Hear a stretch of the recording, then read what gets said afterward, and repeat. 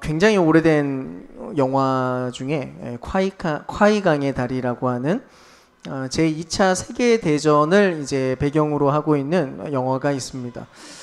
한 영국군 장교가 이제 그 일본의 포로로 이제 끌려가게 돼서 포로 수용소에서 이제 생활을 하게 되는데요. 거기서 이제 일본군들이 포로들을 동원해서 콰이강에다가 다리를 놓으려고 합니다. 근데 다리를 이렇게 세워가지고 이렇게 공사를 시작을 해야 되는데 막상 그 공사를 진행시킬 만한 기술자도 별로 없었고 체계도 좀 없어서 공사가 제대로 이게 이루어지지 못한 채로 이렇게 막 지지부진하게 흘러가고 있었어요. 바로 그때 포로로 끌려왔던 영국군 장교 니콜슨 대령이 이제 그 상황에서 이제 나서게 됩니다. 이 사람은 뼛속까지 군인이었고요. 또 원칙주의자였는데 자기가 해왔던 일들에 대한, 그리고 자기가 그동안 가지고 있었던 모든 것에 대한 엄청난 프라이드가 좀 있었고 또 아주 성실한 사람이었어요. 그래서인지 자기가 지금 포로인데도 불구하고 일본군들의 그 무능함을 비웃으면서 속으로 이렇게 생각을 합니다. 내가 영국 군인의 우수함과 자존심을 좀 보여줘야겠다. 내가 영국군의 장교로서 저 다리를 완벽하게 짓고야 말겠어 라고 하는 다짐을 이제 하게 됩니다. 그래서 밤낮에 걸쳐서 이제 이 사람이 진두지휘를 하면서 포로들과 함께 다리를 짓기 시작했는데요. 일본군이 억지로 시킨 것도 아니었고요. 자기가 자발적으로 나서서 특유의 성실함과 또 가지고 있었던 것에 대한 자부심을 가지고 완성을 시켜나갑니다. 결국 그 다리가 이제 전쟁 중에 급조한 다리 수준이 아니라 거의 하나의 예술작품 수준으로 다리가 이제 지어지게 돼요. 굉장히 튼튼하고 완벽한 다리가 만들어졌던 거죠. 이 결과에 대해서 이제 니콜슨 대령은 매우 만족합니다. 자기가 했던 이 모든 작업들이 완벽하게 이루어졌다는 것에 대해서 뿌듯해하는데요. 이제 만들어진 그 완벽하게 튼튼하게 만들어진 그 다리는 일본군의 물자를 수송하는 핵심 보급로로 사용되기 시작하고요. 결국 그의 성실함과 탁월함 덕분에 자기의 모국인 영국인들이 무참히 학살당하는 일이 벌어집니다. 그 다리를 통해서 영국인들을 무자비하게 살해를 해요. 참 아이러니한 건 영화의 마지막 장면에서 이제 연합군 특공대가 다리를 폭파시키기 위해서 이제 이 작전을 더 이상 수행하지 못하게 하기 위해서 투입이 되는데 그때 니콜슨 대령이 온몸을 던집니다. 자기가 만든 그 다리를 지켜내기 위해서 온몸을 던져서 막아내려고 시도하는 것을 보게 돼요. 정말 황당한 좀 상황이죠. 목적을 잃은 열심과 성찰 없는 성실이 얼마나 이상한, 그리고 사실은 굉장히 끔찍한 결과를 만들어낼 수 있는지를 보여주는 그런 이야기라고 생각이 듭니다. 근데 오늘 우리가 보려고 하는 이 본문의 내용도 정확히 이와 비슷한 위험을 경고하는 것처럼 보여요. 사실 우리가 지금까지 이제 다윗 이야기를 물론 많이 건너뛰면서 하긴 했지만 우리가 알고 있는 이 다윗의 모습은 야생에서 길러진, 광야에서 길러진 야생의 영성을 가지고 있는 그런 모습이었습니다. 다윗은 처음부터 아무것도 아닌 존재처럼 이렇게 등장했어요. 아무것도 아닌 존재로 취급을 받았고 그렇기 때문에 그는 늘 하나님을 붙잡았습니다. 그러니까 하나님만이 자신의 유일한 소망이 되고 하나님만이 자신의 가치를 드러내는 유일한 통로가 되고 그분이 가장 중요한 분이었어요. 그래서 그 안에 하늘의 상상력을 그는 가질 수 있었고요. 그런 방식으로 아주 독특하게 빛나는 인물이었습니다. 근데 오늘 1절 말씀을 보면 오늘 다윗의 모양은 그동안의 삶의 모습과는 굉장히 많이 달라져 있는 것을 일단은 보게 됩니다. 상황이 바뀌었어요. 1절 보면 이렇게 써 있어요. 주님께서 사방에 있는 모든 원수에게서 다윗을 안전하게 지켜주셨으므로 왕은 이제 자기의 왕궁에서 살게 되었다. 다윗은 지금까지 늘 광야에서 살았는데 이제 다윗은 어쨌든 왕으로서 왕궁에 사는 그럴듯한 왕의 모습이 되어 있었어요. 광야에서 숨어 다닐 필요도 없었고 오히려 최고급 나무, 그 백향목으로 지어진 왕궁에 사는 그런 인생이 됐던 거죠. 예전에는 코가 석자였어요. 제 코가. 그냥 살기 위해서 그냥 발버둥 치면서 이렇게 살았는데 이제는 여유 속에서 하나님을 좀 챙겨야겠다는 마음이 생긴 겁니다. 다윗이 이런 마음을 먹어요. 나는 이렇게 좋은 왕궁에 사는데 하나님은 겨우 저런 천막 속에서 살고 있다니 내가 하나님을 위해서 최고의 성전을 지어드려야겠다라고 하는 다짐이었습니다. 당연히 다윗의 내면에는 이게 순수한 마음이었을 거예요. 악한 의도에서 시작된 것은 분명히 아니었습니다. 너무 사랑하는 그 하나님께 내가 줄 수 있는 최고의 것을 주고 싶은 순수하고 성실한 마음이었을 것이 분명해 보여요. 그래서 나단 선지자가 다윗의 이 계획을 전해 듣고는 너무 좋아서 감동합니다. 찬성을 해요. 근데 그날 밤 하나님이 급히 나단 선지자를 찾아와서는 절대 안 된다고 결사 반대를 하나님이 외치기 시작해요. 그래서 오늘 우리가 이제 살펴볼 부분이 바로 이 내용이에요. 대체 하나님은 왜 다윗의 이런 마음과 이런 제안을 거절하셨던 걸까? 그래서 이제 좀 본문을 차근차근 좀 살펴보면서 하나님의 마음과 의도를 좀 올바르게 판단하고 우리가 어떻게 또 진실한 반응으로 나아가야 하는지 또 그것들을 점검하는 시간이 됐으면 좋겠습니다. 일단 하나님이 다윗의 제안을 바로 거절을 하면서 하신 5절에서 7절 말씀을 제가 뉘앙스를 살려가지고 좀 다시 해석해서 이야기를 해드리면 이렇게 읽을 수 있습니다. 뉘앙스가 있어요. 야 다윗, 네가 감히 내가 살 집을 짓겠다고? 얘야, 나는 이집트에서부터 나온 날로부터 지금까지 어떤 건물 안에서 살아본 적이 없어. 내가 원했던 건 늘 너희와 함께 있는 일이었거든. 그러니까 나에게는 성막으로 충분했단다. 너희와 함께 돌아다니면서 살 수 있는 그 성막이면 나에겐 그게 충분했어. 아니 오히려 그게 더 나았지. 생각해보렴. 내가 언제 어느 때에 백향목으로 지은 최고급 집을 지어달라고 했냐. 너 갑자기 왜 그래? 지금 하나님 그런 얘기를 하고 있어요. 그래서 다윗이 이제 한번 좀 생각해 볼게요. 왜 굳이 하나님을 위한 생각을 했는데 근데 그게 굳이 왜 성전을 지어야겠다라고 하는 생각으로 이게 흘러갔을까 하는 점을 좀 우리가 파악해 볼 필요가 있습니다. 사실은 이런 생각은 당시 세상의 기준에서는 아주 당연한 상식이었거든요. 다윗이 매우 독특한 생각을 한 건 아니었어요. 지금 이 이야기가. 왜냐면 다른 모든 세상의 왕들이라면 늘 이런 행동을 했을 법한 이야기를 지금 다윗이 한 거예요. 고대 근동에서 모든 위대한 왕들은 전쟁에서 승리하고 나라가 안정이 되면 무조건 반드시 하는 일이 뭐였냐면 크고 거대하고 화려한 신전 짓기였어요. 그게 고대 근동에선 당연한 일이었어요. 고대 근동에 여러 기록들이 존재하는데 이들이 가지고 있는 가치관이 발견됩니다. 그 첫 번째가 뭐냐면 위대한 신이라면 그 위대한 신은 반드시 크고 거대한 신전을 가져야만 한다라고 하는 생각이었어요. 그러니까 어떤 여러 신들이 있는데 그 신들 중에 누가 강하고 힘이 있는가를 보여주는 장면이 뭐냐면 신전 크기로 나타납니다. 그러니까 신전을 크게 지으면 그건 센 신이고 신전이 좀 작으면 약한 신인 거예요. 기준이 그런 거였어요. 신전의 화려함에 그 신의 힘이 달려있다. 우가림 문헌에 나오는 바알 신화에서는 바알이 바다의 신과 싸워요. 싸우고 나서 승리를 합니다. 근데 승리를 했는데 그 뒤에 이제 막 화를 내고 좀 불평을 해요. 왜냐면 다른 신들은 다 집이 있는데 왜 나는 집이 없냐? 라면서 이제 화를 냅니다. 그랬더니 크고 거대한 웅장한 신전을 이제 짓기 시작을 해요. 그리고 그 신전을 지은 왕의 편을 들고 그 왕을 윤택하게 하고 편안하게 하고 뭐 행복하게 해주는 뭐 이런 일들을 하게 됩니다.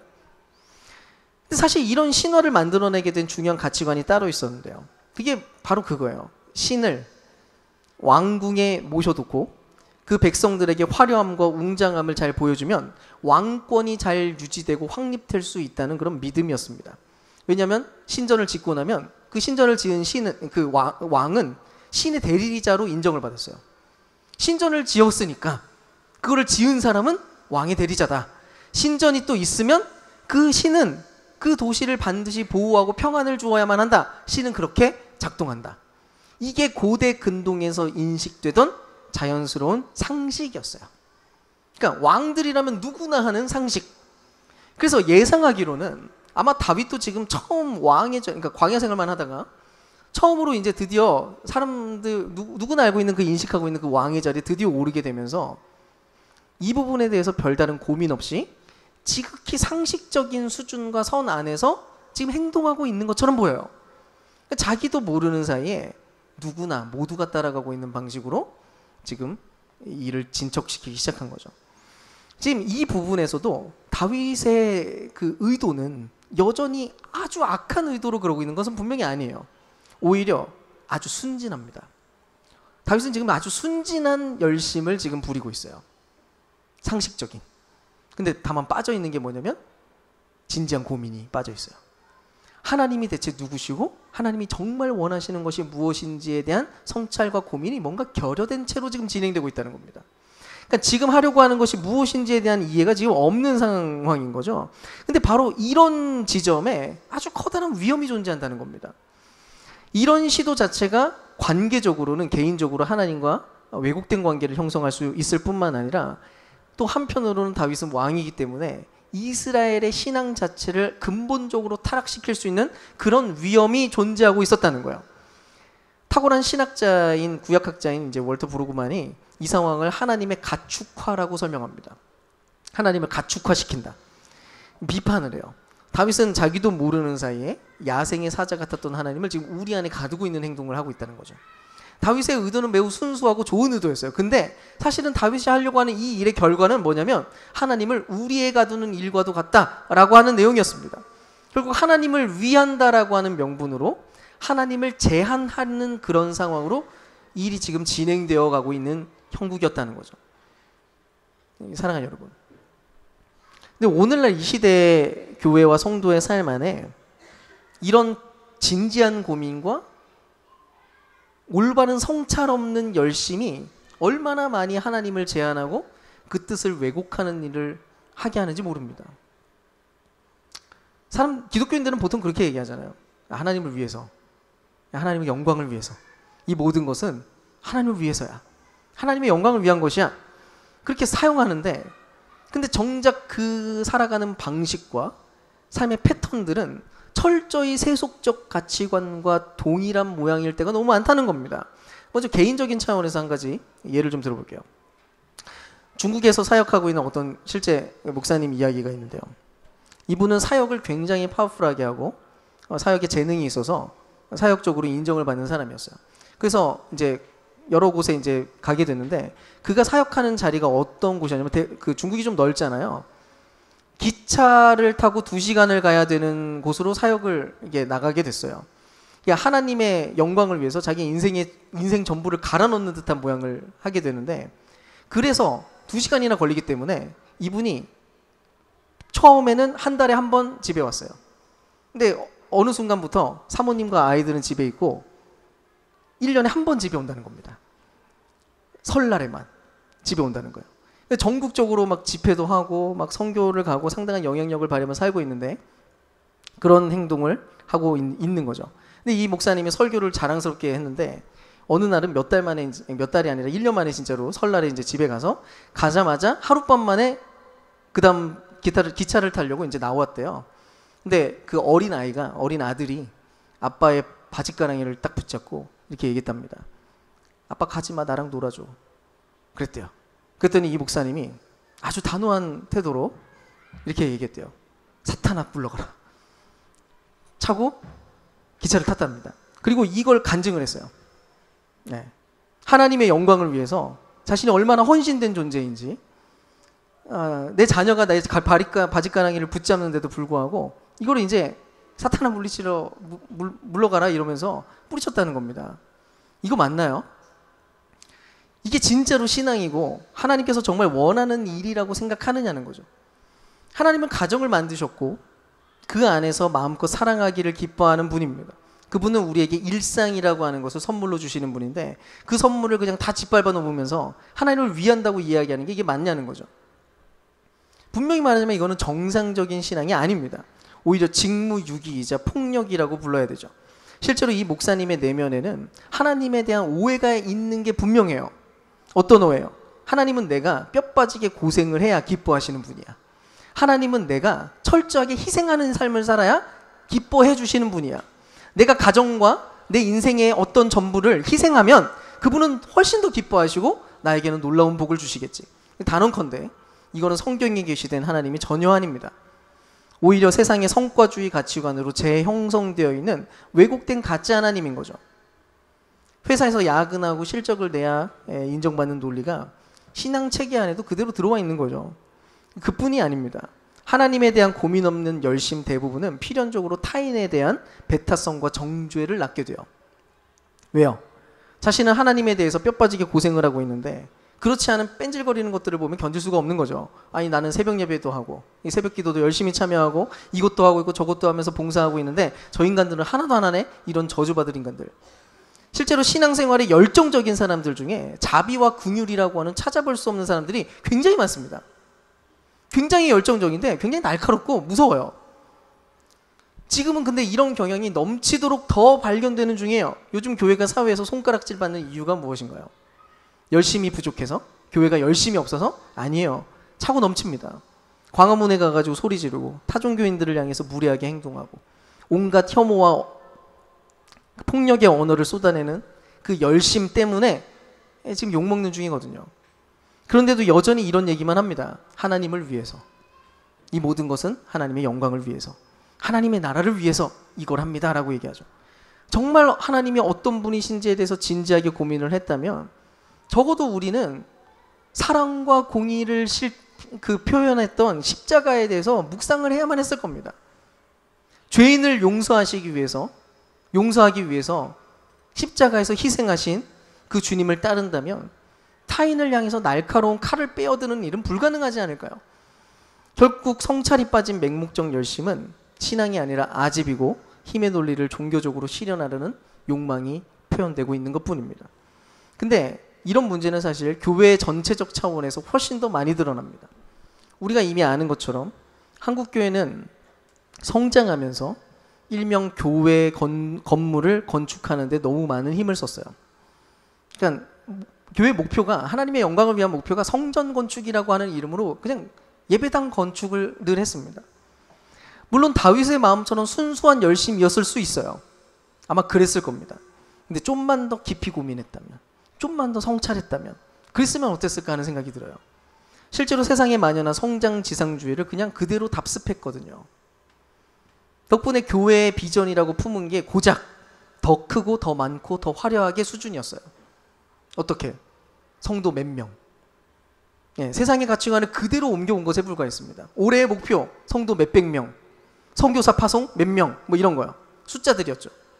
결국 건물을 크게 짓고 시스템을 유지하기 위해서 수많은 인격들은 그저 부품처럼 작동하는 일이 벌어졌습니다. 최근에 그 다니엘 기도회를 운영하는 도중에 한 엔지니어가 과로사하는 일이 벌어졌던 것처럼 하나님의 일을 하는 거니까 좀 무리해도 되는 거고 대를 위해서 소를 희생하는 것은 어쩔 수 없다라고 하는 논리들이 그냥 마음껏 작동합니다. 그러고도 아무 대책이 없어요. 실제로 요즘 부교육자들 대부분은 실제적으로 사꾼으로 길러지고 있어요. 부교육자들을 대하는 시스템 자체가 사꾼 만들기 모드예요. 이거를 개인의 탓으로 돌리기도 어렵습니다. 교회가 효율성을 위해서 이들을 부품처럼 갈아놓고 있거든요. 늘 그런 삶을 살고 그런 식으로 대해지고 살았는데 어떻게 사랑을 배우고 본질적인 교회에 대해서 꿈을 꿀 수가 있겠습니까? 못 꿔요. 그래서 만나서 모여서 하는 얘기들이 그 올바른 방향을 나가지 못합니다. 구조 탓이에요. 지금도 수많은 청년들이 부품처럼 이용당하는 일이 벌어지고 여전히 가정에 문제가 가득하고 영혼은 메말라가는데 열심히 봉사하고 믿음으로 이겨내면 됩니다. 이런 채찍질은 사라지지 않습니다. 잘 기억해야 됩니다. 하나님이 언제 그런 화려한 건물을 지어내라고 얘기했나요? 하나님이 언제 영혼을 파괴해서라도 교회 시스템을 돌려내라고 이야기하셨습니까? 언제 하나님이 우리의 영혼을 갈아 넣어서라도 서울대를 보내고 좋은 데 취직시키고 성공시키라고 했냐는 거예요. 이런 모든 것들은 하나님의 집을 짓는 게 아니고 하나님의 영광을 위한 것이 아무것도 아닙니다. 오히려 바벨탑을 짓는 일인 거죠. 하나님은 다윗이 지금 그럴 수 있을 만큼 위험한 지점에 서 있다는 것을 하나님이 아셨습니다. 그래서 그분은 이 위험한 일을 이제는 멈춰 세우기로 작정했어요. 사랑했으니까요. 그래서 이제 이렇게 얘기를 해요. 11절에서 13절 말씀 같이 한번 읽어볼까요? 이제 시작. 나 주가 너의 집안을 일으켜 주겠다고 선언한다. 너의 생애가 다하여서 내가 너의 조상들과 함께 묻히면 내가 내 몸에서 나올 너의 씨 뒤를 이어서 그의 나라를 튼튼하게 세우겠다. 바로 그가 나의 이름을 드러내려고 집을 지을 것이며 나는 그의 나라의 왕위를 영원토록 튼튼하게 하여 주겠다. 다윗은 아까 그렇게 얘기했어요. 내가 하나님 당신의 집을 지어드리겠습니다 라고 선언했는데, 근데 여러분 이런 방식의 신앙생활이 뭐냐면 일반 종교의 본질과 똑같습니다. 신과 인간 사이의 공생관계인 거죠. 인간은 신을 위해서 희생하고 봉사하고 뭔가 노력을 하고 그 대가로 신에게서 무엇을 얻어내는 방식이 일반 종교의 본질이에요. 그게 뭐냐면 스스로의 노력과 힘으로 구원을 얻어내겠다는 시도입니다. 근데 하나님은 뭐라고 얘기해요? 다윗, 네가 아니라 내가 너의 집을 지을 거야. 나 여호와가 너의 집을 지어줄 거야. 네가 나를 위해서 무언가를 하는 게 아니라 내가 너희를 위해서 무언가를 해낼 거야. 하나님이 모든 관점과 시선을 완전히 뒤집으라고 얘기합니다. 여러분 이게 바로 기독교이고 이게 바로 복음이에요. 하나님은 온 세상을 위해서 선물을 주시는 분입니다. 우리를 어떻게 살기를 원하시냐면 선물을 받아 누리며 사는 존재가 되기를 원하는 거예요. 하나님은 우리를 위해서 아낌없는 선물을 주시는 분이고 구원을 주시는 분입니다. 왜요? 우리가 하는 모든 수고와 노력들 그런 수준으로는 하나님을 감동시키는 게 불가능하기 때문입니다. 안 된다고요, 그게. 우리를 가만 놔두잖아요. 가만히 놔두면 하나님은 우리는 오해하고 있어요. 가만 놔두면 날마다 하나님을 왜곡시키는 존재들이에요.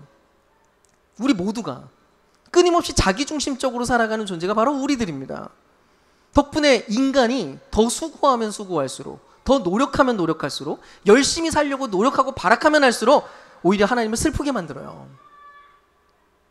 그게 인간이에요. 우리가 너무 노력하잖아요. 망칩니다, 일을. 하나님의 일을 방해하는 경우가 훨씬 많다는 거예요. 열심히 사는데 열심히 하나님을 위한다고 하면서 뭐 하는데 사랑이 식어요. 그 교회들마다 무슨 행사하고 나잖아요. 교회를 떠납니다, 몇 사람들이. 상처받아가지고. 열심히 사는데 자연은 파괴되고요. 열심히 살면 살수록 정의가 무너져요. 조화로움은 온데간데 없어집니다. 그게 우리가 보고 있는 세상의 현실들이고 우리의 모습이에요. 그래서 기독교는 언제나 이야기합니다. 하나님의 은혜를 누려라. 너희는 선물을 누리는 존재야 라고 얘기를 하는 거예요. 생각을 바꾸라고. 그분이 우리를 위해서 하시는 일과 하셨던 일과 하실 만한 일들을 이루실 모든 일들에 대해서 겸손하게 그것을 받아들이며 사는 존재여야 된다는 것입니다. 그걸 기쁨으로 받아들이고 누리는 인생. 근데 이스라엘 역사를 돌아보면요, 언제나 하나님을 향한 열정과 열심이 문제를 일으켰어요. 그들은 하나님을 위한다는 얘기를 늘 했어요. 특히 예수님 오시던 그 시절에 그때는 종교가 훨씬 더 활성화되어 있었어요. 유대의 종교 지도자들은 열심으로 충만했습니다. 역사상 가장 크고 화려했던 성전이 그때 있었어요. 그게 헤롯 성전이었죠. 바쁘게 돌아갔습니다. 그 성전은 날마다 움직였어요. 율법을 문자대로 지키기 위해서 613가지나 만들어가지고 바리새인들은 모여가지고 날마다 그 얘기를 했어요. 타의 추종을 불허하는 방식에 열심을 보였습니다. 근데 하나님은 그 모든 열심을 보면서 아무것도 기뻐할 수가 없었어요. 왜요? 성전은 이미 강도의 소굴이 되어 있었고요. 성전 시스템은 권력을 유지하기 위한 제도적 장치가 되어버렸고, 그들의 성전을 향한 그 열심 때문에 자신들은 이미 속아 있었어요. 그러니까 시야가 이미 사라져버렸어요. 자기가 하나님의 구원받은 백성이라는 확신 속에 있었거든요. 성전 시스템을 굳게 믿어서. 결국 그들은 하나님의 임재의 공간이었던 성전을 그렇게 자랑하면서 하나님이 마침내 우리와 영원토록 함께하기 위해서 이 땅에 오신 임마누엘 예수 그리스도는 알아보지 못합니다. 그분이 주신 가장 위대한 선물이었던 예수 그리스도는 선물로 인식이 안 되는 거예요. 왜요? 예수님은 자신들의 성전 시스템 바깥에서 자꾸 활동했거든요. 자신들이 그토록 싫어하는 죄인들과 가까이 하면서 어울리는 모습으로 발견됐거든요. 이미 변질된 자기 열심 속에서 바라보는 그분은 선물이 아니었어요. 예수님이 선물로 안 보이는 거예요, 그 관점으로는. 오히려 내 열심으로 지어왔던 모든 이 성전이라고 하는 것을 무너뜨리는 위험분자처럼 보였어요. 내가 평생을 갈아 넣으면서 쌓아 올렸던 것을 무너뜨리는 위험분자. 결국 자신들이 만들어 온 그 성전을 지키기 위해서 그들은 진정한 성전이신 예수를 십자가에 못 박습니다. 이게 바로 주제 넘은 열심, 하나님에 대한 고민과 성찰 없는 은혜가 사라진, 선물을 잃어버린 종교가 종착하게 되는 지점이었던 거예요. 지금도 인간들은 스스로의 힘으로 자기를 구원하고 싶어 합니다. 기독교인들도 잘못하잖아요. 가만히 있잖아요. 아무 생각 없이 살잖아요. 결국 자력 구원을 따르게 돼요. 자기 자신을 스스로의 힘으로 구원하고 싶어서 하나님을 죽입니다. 지금 기독교 안에 그런 일이 계속 일어나고 있어요. 우리가 아는 하나님이 안 보여요. 다른 하나님을 믿는 것처럼 보이는 현상들이 막 벌어집니다. 근데 이 이야기가 절망으로 끝나지 않았는데요. 가장 어두운 순간마다 하나님의 은혜가 강력하게 작동했습니다. 요한복음 2장 19절에 예수님이 이렇게 얘기했어요. 예수께서 그들에게 말씀하셨다. 이 성전을 허물어라. 그러면 내가 사흘 만에 다시 세우겠다. 이게 무슨 말이에요? 예수님은 인간의 열심으로 지은 화려하지만 생명 없는 그 성전은 폐기하시고 십자가에 달려 죽으셨지만 결국 그 십자가의 죽음을 통해서 사흘 만에 부활하심으로 영원히 무너지지 않는 참된 성전을 그분이 세우셨다는 것입니다. 그제서야 발견됩니다. 아, 이게 성전이었구나. 아, 이것을 붙잡는 게 아니라 무엇이 진정한 성전인지를 발견하게 됩니다. 그리고 이것이야말로 오늘 본문에서 하나님께서 다윗에게 주셨던 바로 그 약속과 그 은혜가 마침내 궁극적으로 성취된 순간이었어요. 내가 너를 위해서 집을 지어주겠다고 하는 이야기가 바로 예수님을 통해서 드러나게 됩니다. 나는 너의 주제 넘은 열심이 필요한 게 아니야. 내가 직접 나의 집을 지어주려는 시도, 네가 지으려고 하는 시도를 제발 멈춰라. 내가 오히려 너를 위한 집을 만들어줄 거야. 내가 너희를 구원할 거야. 그러므로 이런 허무한 열심은 이제 멈추고 너는 그냥 내 선물을 받아 누리거라. 그분이 처음부터 자기 백성과 함께 동행하고 싶어서 성막에서 살았던 것처럼 이제는 그리스도께서 가져오신 새로운 그 선물을 그냥 받아들이는 그것이 필요하고요. 그것을 받아들인 모든 이들이 마침내 그분과 함께 동행할 수 있다는 것입니다. 인격적인 관계를 그분과 함께 누릴 수 있다는 바로 그런 선포였던 거예요. 사랑하는 여러분, 우리의 신앙이 무엇인지를 다시 확인하십시오. 우리의 신앙은 내가 뭔가를 열심히 뛰었느냐에 달려있지 않습니다. 내가 얼마나 지금 달리고 있는가, 내가 얼마나 열심히 노력하고 있는가, 내가 얼마나 희생하고 있는가, 그게 아니에요. 하나님이 우리를 얼마나 열심으로 사랑하셨는가에 달려있어요. 그래서 얼마나 놀라운 은혜를 우리에게 주셨는가, 그 놀라운 은혜가 어떻게 지금도 작동하고 있는가, 거기를 깨닫는 것에 있는 것입니다. 게을러도 된다는 얘기를 하는 게 아니에요. 본질이 대체 뭔지, 중심이 뭔지를 놓치지 말라는 것입니다. 하나님은 우리를 위해서 선물을 준비하셨고 우리를 위해서 놀라운 집을 지어주셨답니다. 그거를 한마디로 얘기하면 은혜입니다. 그분이 우리에게 베풀어 주신 그 집이 은혜로 우리에게 주어졌습니다. 그래서 우리는 이렇게 얘기하는 거예요. 우리는 한마디로 은혜 없이는 살아갈 수 없는 존재들인 겁니다. 근데 너무 이상한 일이 벌어져요. 많은 그리스도인들이 은혜라는 말을 좋아해요. 우리 은혜 받았어요. 나는 구원을 선물로 받았어요. 많이 사용합니다. 근데 정작 은혜의 선물을 풀어보고 살펴보고 그 안에 있는 것들을 즐기고 맛보려고 시도를 안 해요. 받았다는 말을 좋아해요. 그냥 있는데 그걸 안 펴요. 선물 받았다면서 선물을 왜 안 풀어보려고 하냐고요. 받았다는 그 내용 자체에 만족하면서 선물은 어디다 처박아 두고 살아요. 한참 잘못돼도 잘못된 거죠. 그럴 수 없습니다. 그래서 우리는 이제 하나님께서 우리를 위해서 새롭게 만들어 주신 그 새로운 집, 그 하나님 나라를 끊임없이 들여다보고 발견하려고 하고 그 안에서 무언가를 누리면서 살려고 하는 독특한 삶의 방식이 필요해지는 거예요. 그게 그리스도인이에요. 신앙생활하면서 자꾸 지치고 자꾸 기쁨이 사라지는 이유가 사실 여기 있어요. 우리는 선물로 사는 인간인데 자기 힘으로 자꾸 하나님 집 지어주겠다고 이러고 있는 거니까. 내 열심과 내 노력으로 자꾸 하나님을 위하겠다고 살고 있으니까 자꾸 지치죠. 근데 이건 복음이 아니에요. 주님은 선포합니다. 수고하고 무거운 모든 짐진 자들아 다 내게로 와라. 내가 너희를 쉬게 하겠다. 너는 그냥 다만 내가 지은 이 은혜의 집에 와서 너희는 누리거라.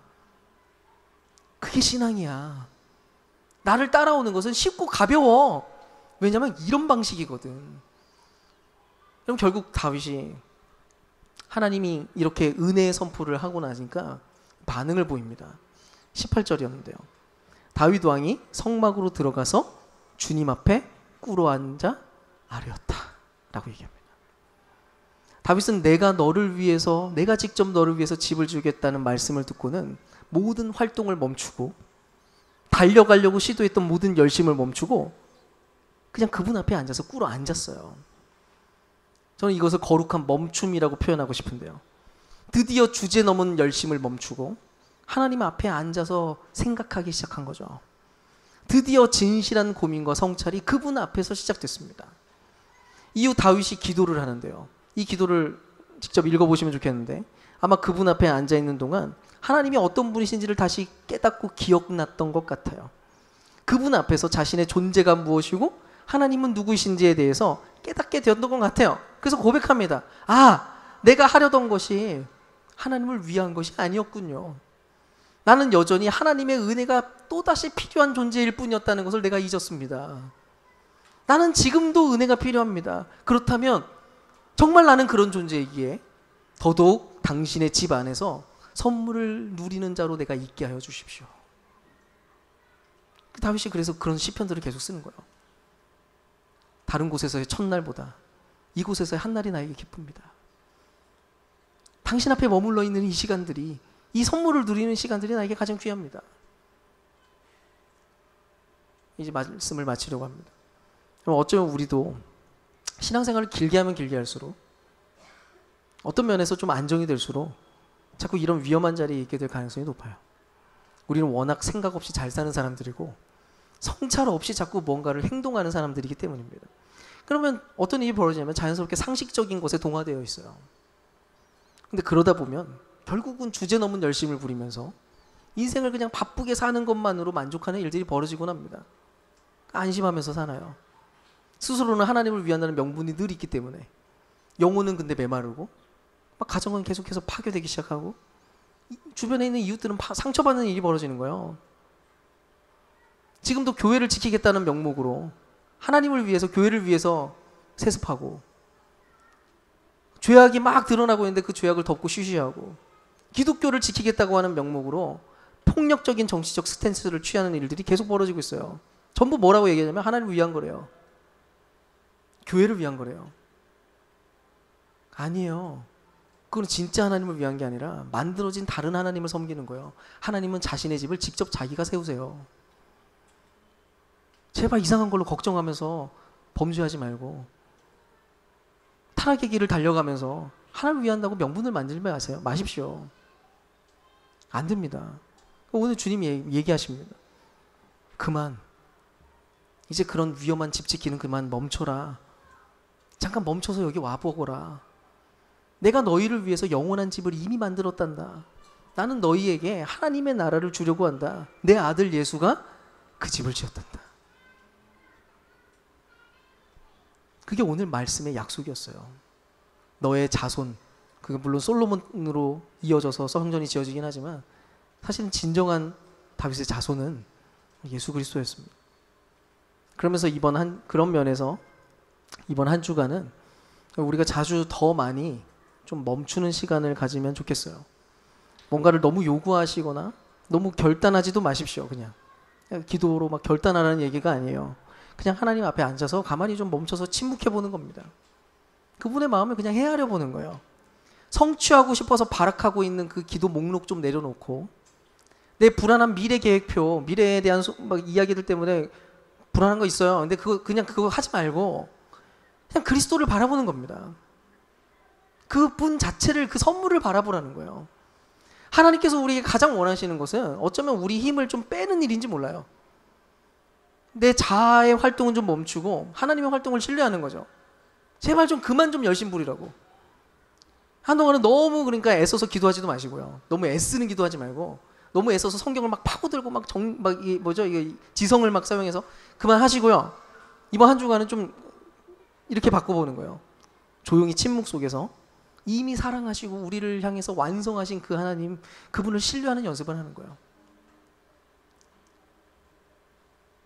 멈춰도 되니까 괜찮아요. 왜 우리와 하나님과 함께 동행하는 우리의 집은 이미 완성되어 있으니까요. 그 집을 누리고 그 안에서 사랑하면서 온전히 그분을 알아가는 과정 속에서 그러고 나서 나오면 새로운 열심과 새로운 소망으로 살아가는 그런 존재들이 될 것으로 믿습니다. 그래서 부디 이번 한 주 그리스도께서 주신 그 하나님 나라 안에서 여러분 평안히 안식하시고 은혜를 누리고 그렇게 그리스도의 열심을 닮아가는 선물을 누림으로 열심을 부리는 사람으로 살아가기로 결정하는 그런 저와 여러분 될 수 있기를 주님의 이름으로 축원드립니다. 우리 함께 찬양합시다. 우리 주 하나님, 여기 계셔서 만물을 지으시고 다스리시고 일하고 계시는 그분, 그러므로 우리는 가만히 멈춰서 거룩합니다, 거룩합니다. 내가 주 앞에 머무릅니다. 우리 그렇게 고백했으면 좋겠습니다.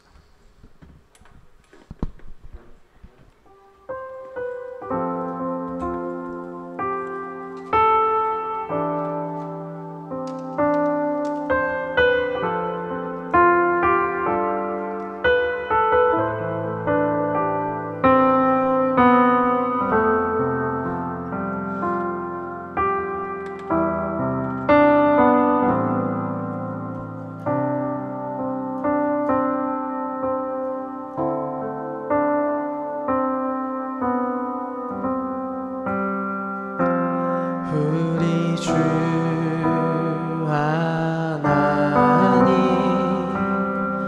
큰 영광과 존귀를 받기에 합당하신 지금 여기 계신 하나님,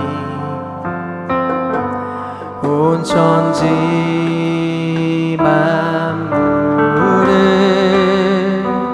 지으시고 다스리는 큰 권능과 능력으로 주의 말씀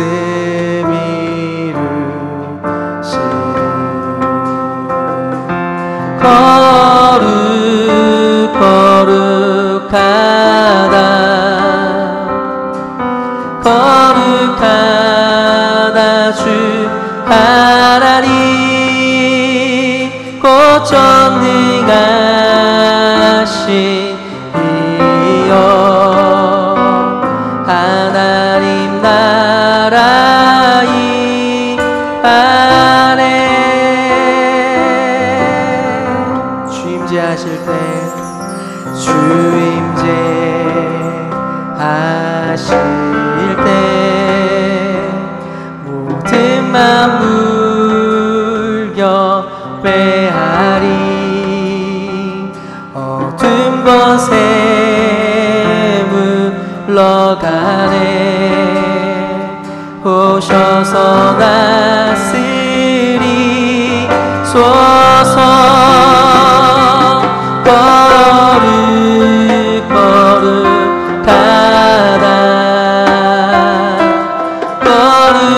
거룩하다 주 하나님, 곧 전능하신 이여 하나님 나라 이 안에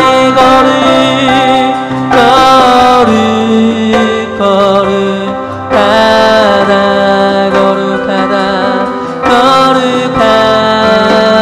주 하나님, 곧 전능하신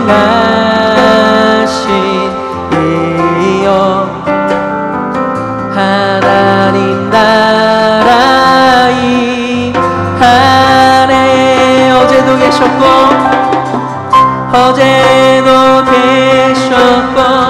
오늘도 계시며 이제 곧 오시리와. 어제도 계셨고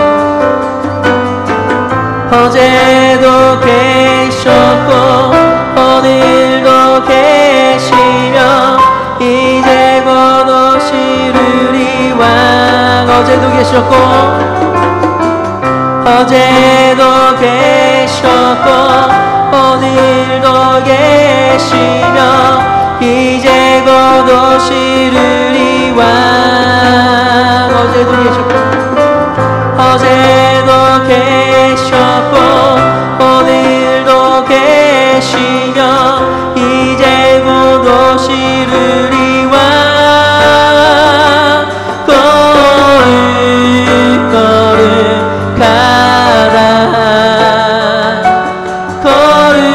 거룩하다 주 하나님 곧 전능하신 이여 하나님 나라의 하늘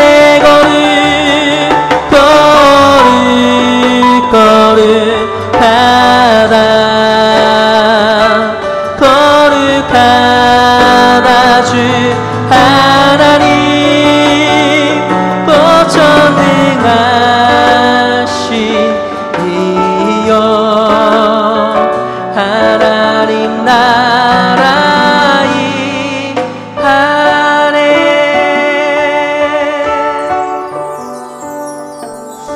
이 시간 같이 함께 말씀 생각하면서 같이 기도하겠습니다. 참 우리는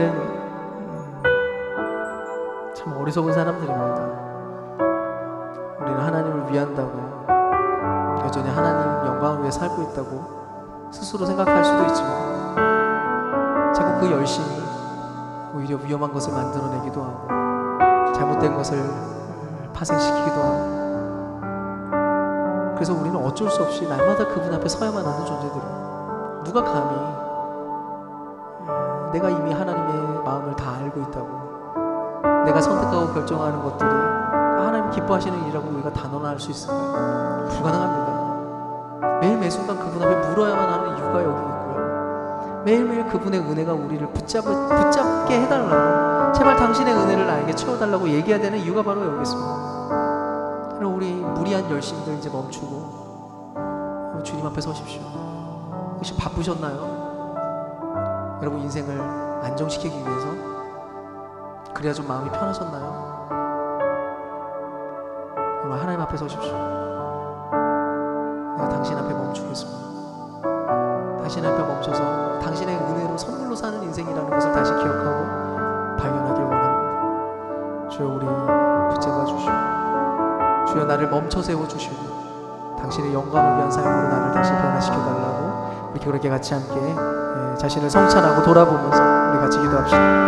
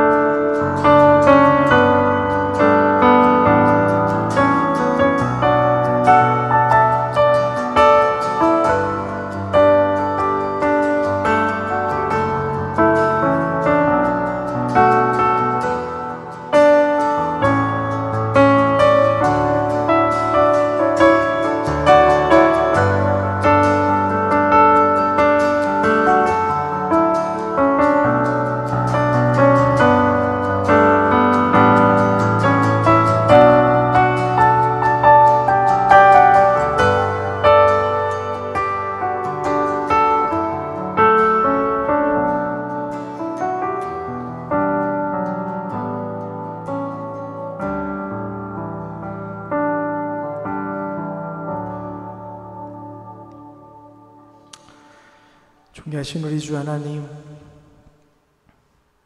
온 천지 만물을 지으시고 다스리시고 여전히 당신의 놀라운 일들을 수행하고 계신다는 것을 믿습니다. 세상이 지탱되는 이유, 내 인생이 여전히 건재한 이유는 당신이 일하시기 때문입니다. 우리는 자꾸 착각합니다. 내가 노력해서 이렇게 됐다고, 내가 열심히 애쓰고 노력하니까 내가 살 수 있는 거라고, 그래서 내가 안심할 수 있고 안전하다고 하는 거 다 거짓말입니다. 하나님, 당신만이 우리를 살리시고 당신만이 우리를 지탱하십니다. 내가 아버지의 집을 세운 적이 없습니다. 언제나 아버지께서 당신의 집을 세우셨고 우리를 위해서 그 집을 허락하셨습니다. 하나님, 이 너무나 중요한 이야기를 하나님 놓치지 말게 하여 주십소서. 우리는 왜 이렇게 교만할까요? 왜 이렇게 어리석을까요? 왜 이렇게 엉뚱한 방향으로 이렇게 열심을 부리고 있을까요? 주여, 우리를 멈춰 세우시는 주님 앞에 우리가 멈춰 있길 원하오니 주여, 거침없이 우리가 주님 앞에 서서 안식하는 법을 다시 배우게 하여 주시고 참 선물을 누리며 살아가는, 그래서 수고하고 무거운 짐을 지면서 살아가는 인생이 아니라 정말 그리스도 안에서 자유와 기쁨과 풍요로움으로 살아가는 우리의 생애가 될 수 있도록 주여 그렇게 우리를 도우시고 축복하시고 이끌어 주시옵소서. 오늘도 주께 구별해 드린 것 주님 받아주시고 주의 영광 위에 사용하여 주시옵소서.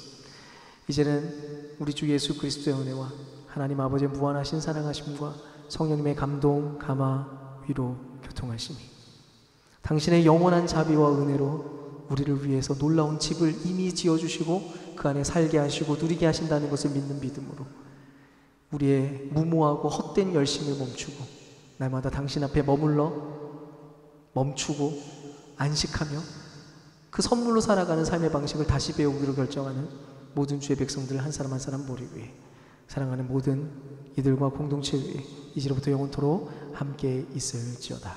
아멘.